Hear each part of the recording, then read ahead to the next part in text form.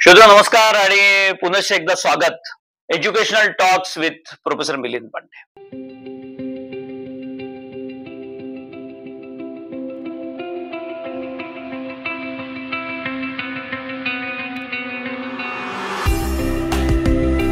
मित्रांनो, गेल्या वर्षाच्या तंत्रज्ञानाच्या जगामध्ये आपण खूप टेक्नॉलॉजीचा विचार केला. अभूतपूर्व गोष्टी घडत गेल्यात. या क्षेत्रामध्ये टेक्नॉलॉजीच्या माध्यमातून प्रगती झपाट्याने होत गेली.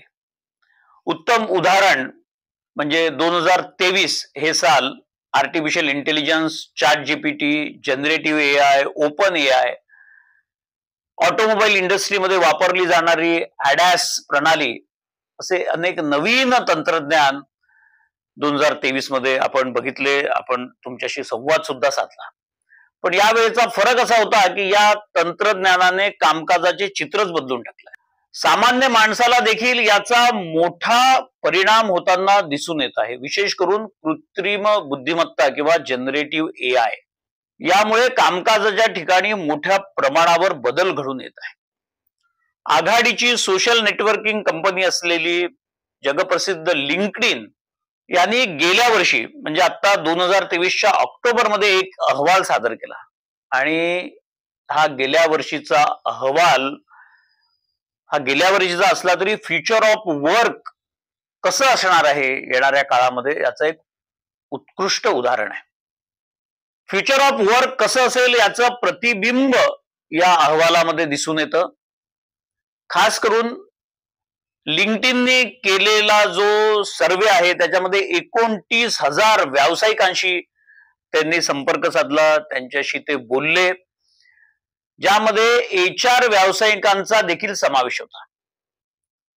हा अहवाल सगळ्या व्यावसायिकांचे डोळे उघडवणारा आहे.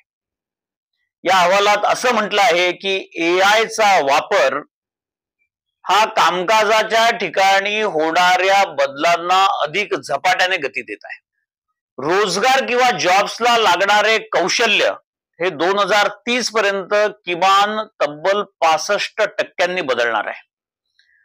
भारतात गेल्या 2 वर्षामध्ये एआय किंवा जनरेटिव्ह एआय याचा उल्लेख करणाऱ्या जॉब पोस्ट मध्ये देखील 2.5 पट वाढ झाली आहे. एक गोष्ट लक्षात घेण्यासारखी आहे, आपण कितीही अनुभवी असलो, आपल्याकडे आधी कितीही कौशल्य असू देत, तरी बदलत्या काळानुसार नवीन कौशल्य आत्मसात करणे हे अत्यंत गरजेचे झालेले आहे.